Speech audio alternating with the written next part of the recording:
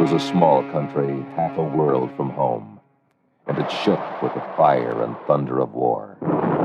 But our nation shared its struggle, and so we came to Vietnam.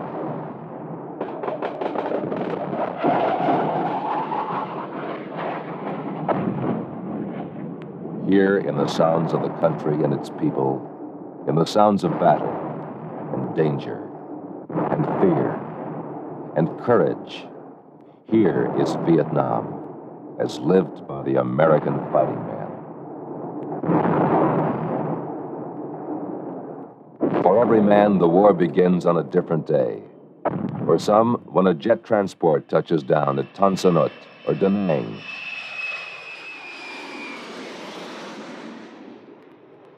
For others, the war begins at the foot of a gangplank at Vung Tau, Quy Nhon, or Cam Ranh Bay. 355, baby. Give me your attention to the troop area. Give me your attention to the troop area. All those men assigned to compartment C4 report to your compartment. It's all those men assigned to compartment C4 report to your compartment. So this is Vietnam. First impressions, disarming. Those green, peaceful hills, quaint, inviting villages, small, gentle-appearing people. Rice paddies? Looks like a nice place to soak your feet. Hey, Sarge, you say there's a war on here? Wait one, trooper. Wait one. Lock. One magazine. Load. You are the best trained fighting man our country has ever sent to war. But this is a new kind of war, and your enemy is resourceful, brave, and cunning. You train some more, and every man listens up, because the next time is for real. Searching for the enemy. Move out. I want to see a lot of drive. I want to see a lot of guts.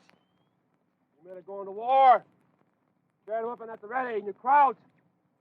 Don't look left and right. Alert, alive. The enemy. Slide left 3, slide left 4.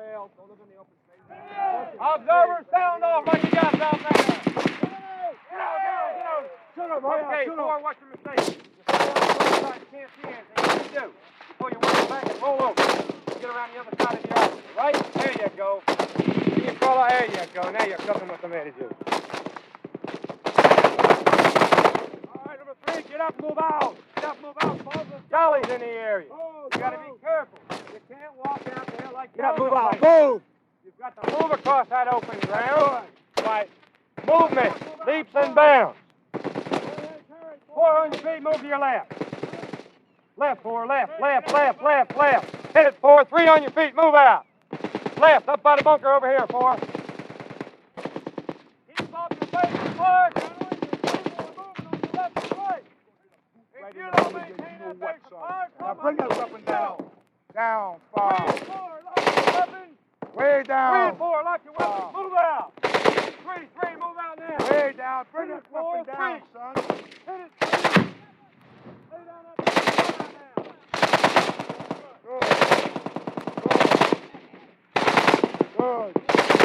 Good. Hold it on target, 5. You gotta think of Vietnam. You don't think, you don't live. Any jump out can stand up, take machine gun slugs in the stomach. Put this thing on the trigger, unless you're going to kill somebody. Move forward. Get up, move out, one hand carry. Zigzag. Come on, zigzag,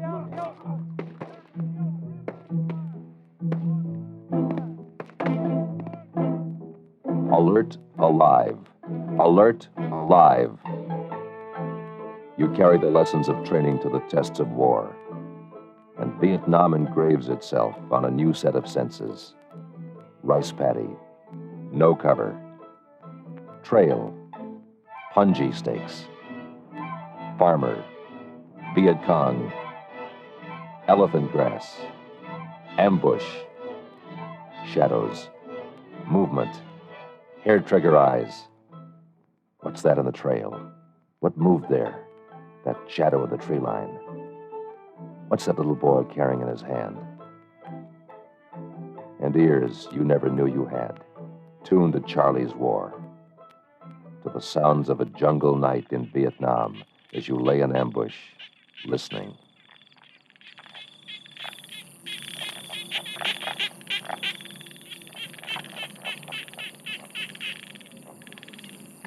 and the other sounds of the monsoon rain pouring down.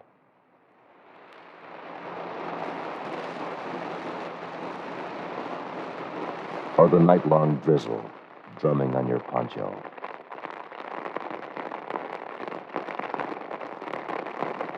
Of your feet sloshing through streams and rice paddies.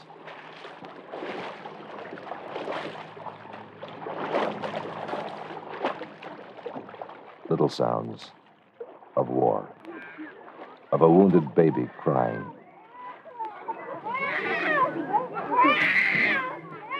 Of your platoon digging in at day's end.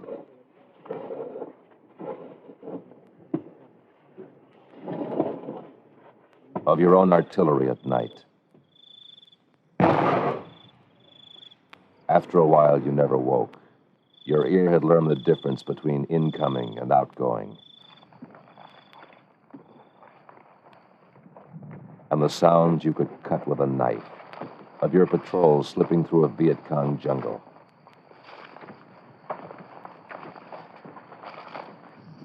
The area we're going through now is honeycombed with fighting holes, trenches, all very well concealed.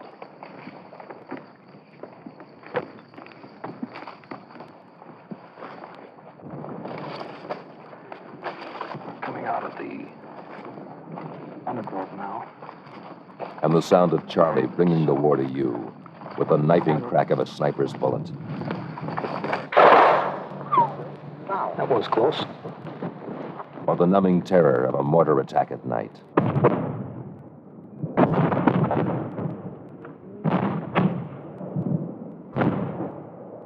The night and reality explodes all around you. Men jarred from sleep struggle to their fighting holes. Why didn't I dig it deeper?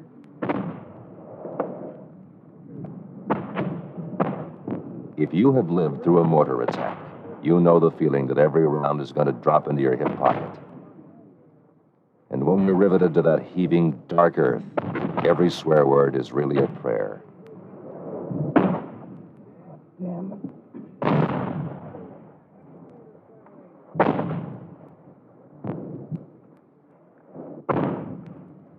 Corpsman to 81. Corpsman to 81. We're taking casualties. There, the flash of enemy mortars from that hilltop. Artillery, call for Artie. In the next foxhole, you can hear the lieutenant already on the phones.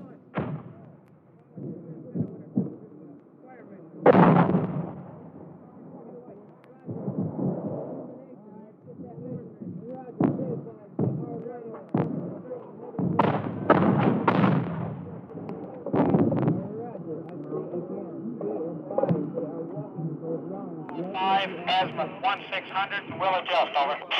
Star 4-3, fire mission. Fire mission. An artillery battery miles away. Here's our call. Victor Charlie location. We'll adjust, wait. Range 8240. Gun crews race against time. Move, move. Our men are in trouble out there. 461. Set. Ready. Huh. Set.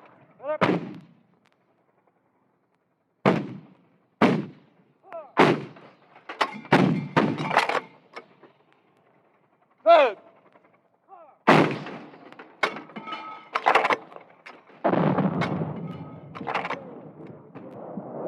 In our fighting holes, it's the longest wait in the world. But when artillery arrives, when it drops down Charlie's throat, it's the most beautiful, ugly sound in the world.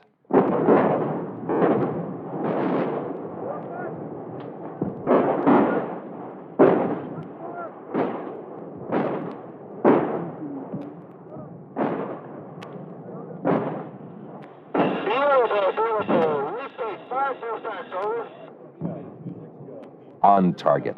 Charlie's mortars are stilled. We dig deeper into our holes. We'll sleep there.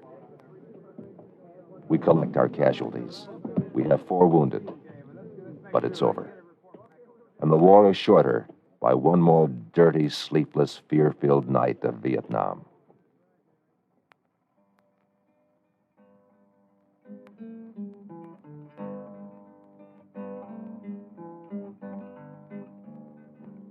There's another Vietnam, where men no longer fight, of hamlets made secure, where peace and a future sprout in a land that's known little of either, where American medicine cures a sick baby, where Vietnamese hospitality makes an American forget he's homesick, and where little children carry on their old romance with the American GI. Hey, girl, number one. Hey, come here. What's your name? What's your name, you? My name's Hank. What's your name? You know talk, number 10. Hát cả lương đi, hát cả lương đi. Anh không gì con mì hả? Okay.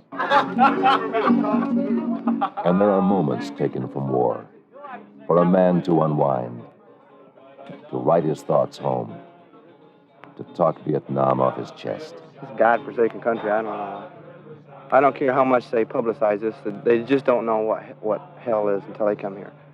They can't imagine what the soldiers, what the United States men are going through here. Even if they're not fighting these men, this terrain and this temperature it's unbearable. It's terrible. And you're in a country, you're away from home, and the people sit over there and they demonstrate. I just can't understand that they're not. I wish we could get them over here just for even a couple weeks, just so they could see what it's like over here, what these men are going through for them.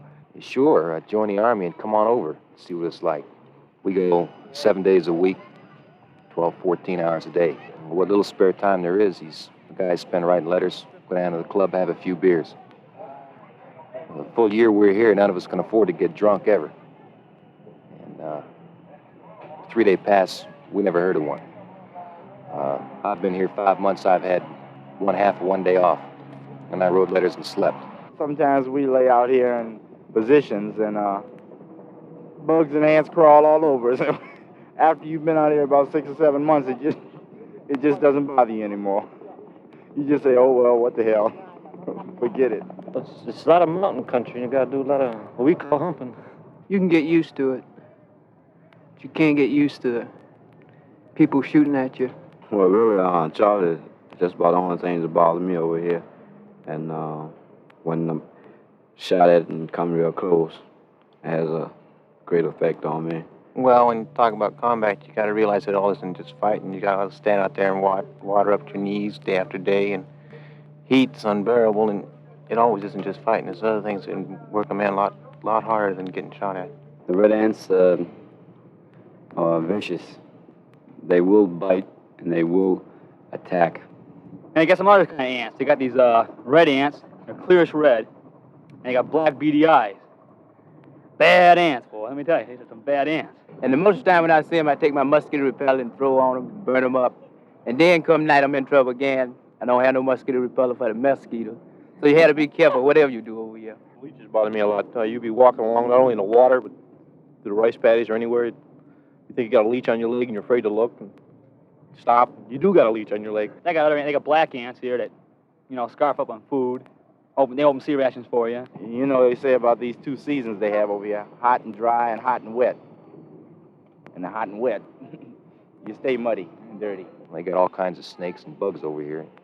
You got the bushmaster and a cobra, bamboo viper and the banana viper, and you name it, they got it. Well, yes, I was laying in the CP one day with my shirt unbuttoned, and one crawled up on my stomach and jumped off to the side, but I didn't really get a good look. By the time he was going one way and I was going the other, we was both too fast to recognize each other. These little small ants that you don't see during the day, they don't even bother you, see.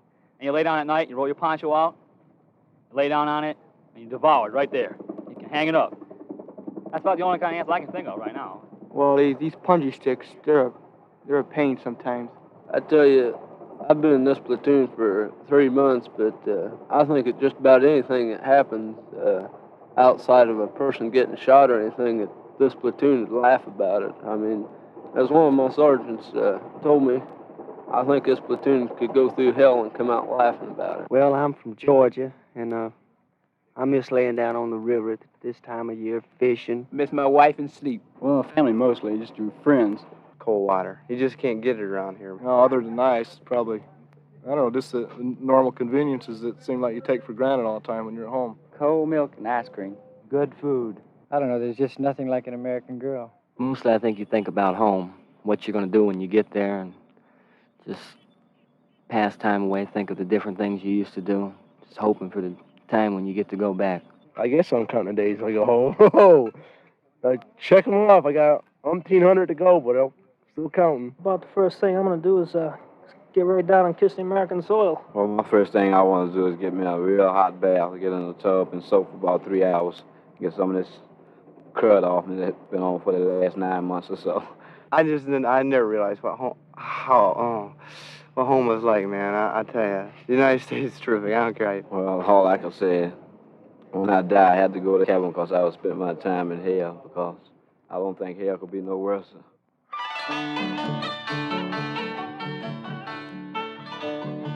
And then there is Saigon, fevered capital of a country at war, oasis for the American fighting man.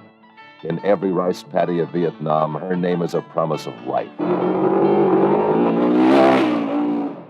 If you can survive her traffic.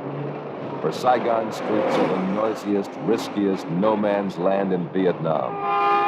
Cyclos, scooters, trucks, bicycles, jeeps, water buffalo, you name it, Saigon rides it.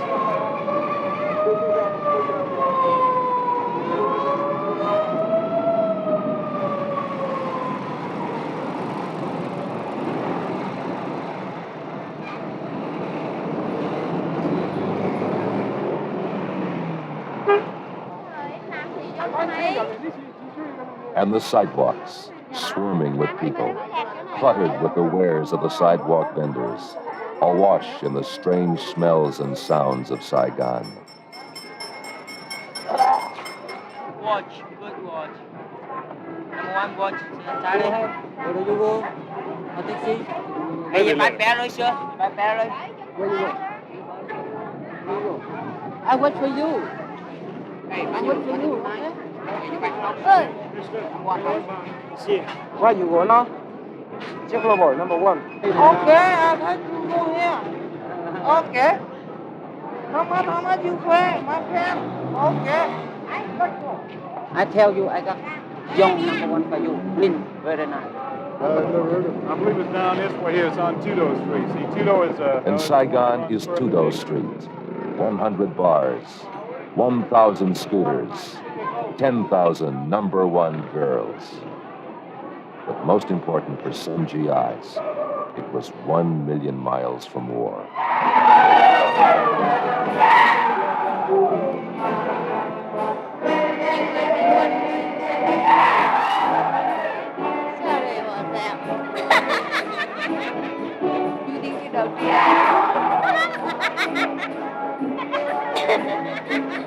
Sorry about that.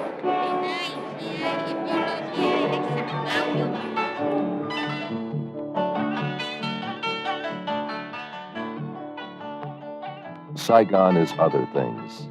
Gift buying on Laloy Avenue. A fine meal with the strangeness of a waiter and a napkin. Short, fleeting days in rented cities.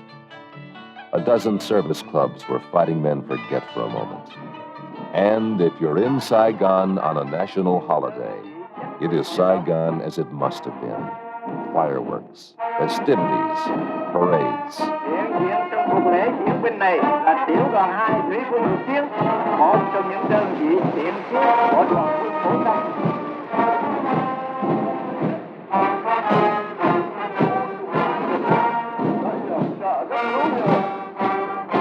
Trong chiến thắng, một câu sợ một viên công.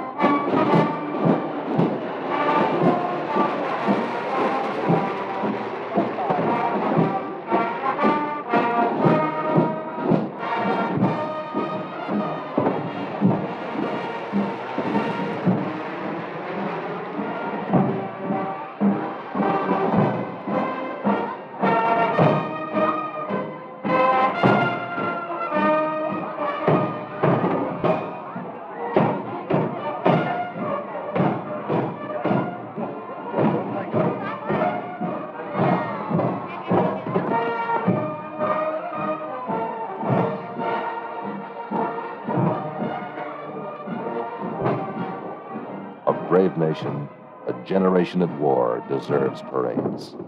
A brave city deserves gaiety, but it does not last. Saigon cannot hide the scars on its soul. You see it in the faces of 100 street urchins. You hear it in the song of a blind war veteran begging on the streets of Saigon on a rainy night.